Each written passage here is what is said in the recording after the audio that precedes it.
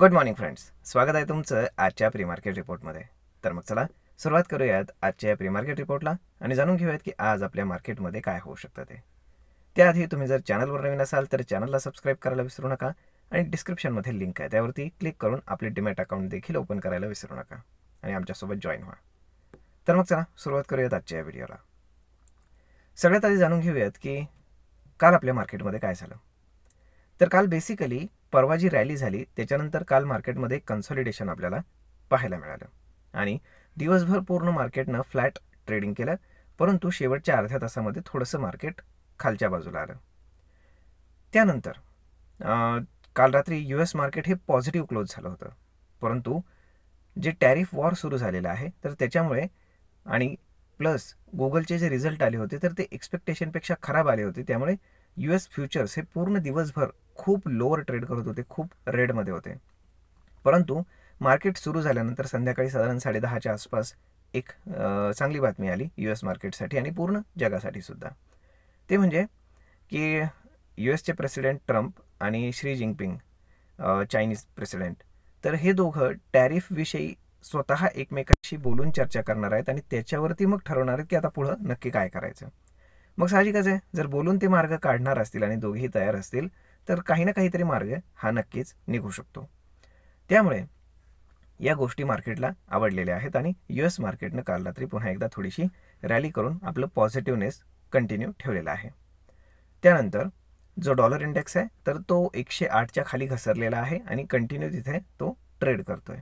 Okay, त्यामुळे जर अशा पॉझिटिव्ह गोष्टी मार्केटसाठी घडत गेल्या तर डॉलर इंडेक्स हा सतत खाली येण्याचा प्रयत्न करेल आणि त्यानंतर जे US 10 इयर बॉन्ड यील्ड आहे तर ते सुद्धा डाऊन झालेलं आहे, की जी अगेन पॉझिटिव्ह गोष्ट आहे मार्केटसाठी, इमर्जिंग स्पेशली.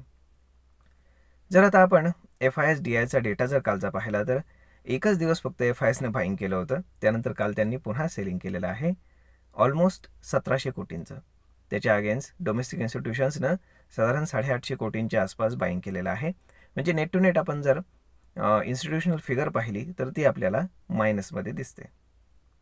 त्यामुळेच आपण काल पाहिलं की मार्केटमध्ये शार्प 3 वाजता एक सेलिंग आलं, तर तिथे ते सेलिंग झालं असं आपण म्हणू शकतो. तर मग आता उद्या आहे RBIची मीटिंग आणि आज आहे एक्सपायरी. तर मग ही एक्सपायरी फार महत्त्वाची राहणार आहे आणि जी RBIची मीटिंग आहे तर त्याच्यामध्ये इंटरेस्ट रेट 25 बेसिस पॉईंटनं कट होण्याचे चान्सेस इन्क्रीज झालेले आहेत आणि जर तसं झालं तर त्याच्यामागे फक्त इंटरेस्ट रेट कट होण्यानं मार्केट वर जाईल का, तर तसं नाही. त्याच्यामागे ते ॲनॉलॉजी काय देतात त्याला जास्त महत्त्व आहे. म्हणजे ते जर असं म्हणाले RBIचे प्रेसिडेंट की स्लो डाऊन आहे आणि त्यामुळे आम्ही हे करतोय, तर मग ती गोष्ट निगेटिव्ह आहे.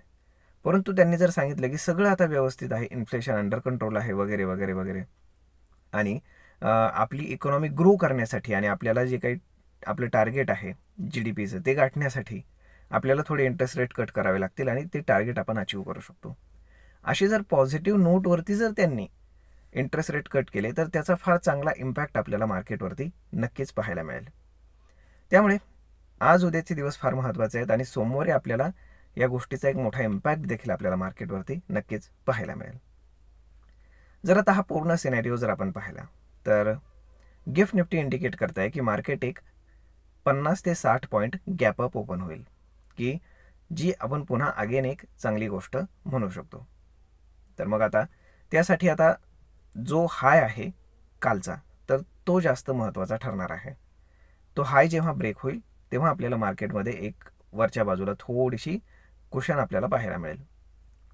जर ओपन इंटरेस्टच्या हिशोबाने जर आपण कॅल्क्युलेशन करायचं ठरवलं तर डाऊन साईडला 23,500 आणि 23,400 या ठिकाणी खूप हेवी पुट रायटिंग आपल्याला झालेलं पाहायला मिळतं. म्हणजेच काय की आता तिथे एक बेस आणि एक सपोर्ट बनण्याचे चान्सेस आहेत.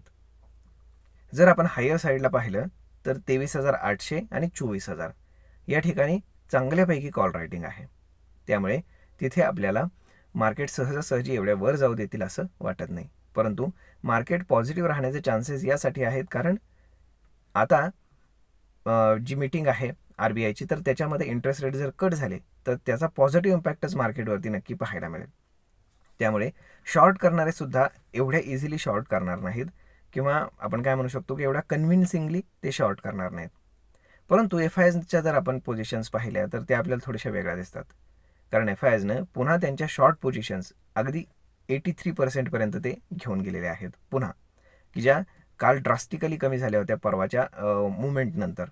परंतु आज पुन्हा आपण जर पाहिलं तर 83% निगेटिव्ह पोझिशन्स आहेत.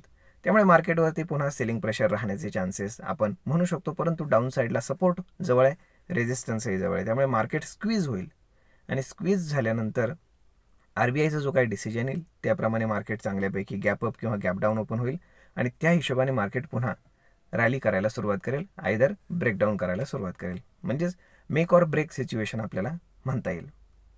जर आता आपण स्टॉक स्पेसिफिक पाहायचं म्हटलं तर साहजिकच आहे, US जर आपण पाहिलं तर आपला इन्फोसिसचा ADR, विप्रो ADR हे रेडमध्ये क्लोज आहेत. कारण तिथे गुगलने ॲज पर एक्सपेक्टेशन रिझल्ट दिलेले नाहीत. त्यामुळे गुगलसुद्धा काल 7% डाऊन होता. त्यामुळे आपल्याकडे सुद्धा टेक्नॉलॉजी स्टॉक्स जे आहेत, IT स्टॉक्स, तर ते काही आज मार्केटला सपोर्ट करताना दिसणार नाहीत. परंतु बँकिंग स्टॉक्समध्ये मात्र आपल्याला बाईंग पाहायला मिळू शकतं. कारण इंटरेस्ट रेट कटचा सगळ्यात मोठा बेनिफिशियरी कोण असेल तर ते NBFCs आणि बँकिंग स्टॉक्स असतात. त्यामुळे याचा फायदा आपल्याला त्या स्टॉक्समध्ये नक्कीच पाहायला मिळेल. तर मग मित्रांनो, अशा पद्धतीनं आजच्या मार्केटमध्ये रेंज बाउंड राहण्याचे फार हेवी चान्सेस आहेत. कारण कॉल रायटिंग आणि पुट रायटिंग फार मोठ्या प्रमाणावरती झालेलं आहे. तर पाहूयात की पूर्ण दिवसभरामध्ये कशा पद्धतीने प्राइस ॲक्शन बिल्डअप होत आहे आणि मग आपल्याला पुढे कळेल की मार्केट कशा पद्धतीनं चालू राहील ते. तर मग मित्रांनो, आय होप तुम्हाला हा व्हिडिओ, ही माहिती नक्कीच ट्रेड आणि इन्व्हेस्टमेंट करण्यासाठी उपयोगी पडत असेल. जर हा व्हिडिओ तुम्हाला आवडला असेल तर आपल्या जवळच्या मित्रमंडळींसोबत देखील हा व्हिडिओ तुम्ही शेअर करायला विसरू नका. धन्यवाद.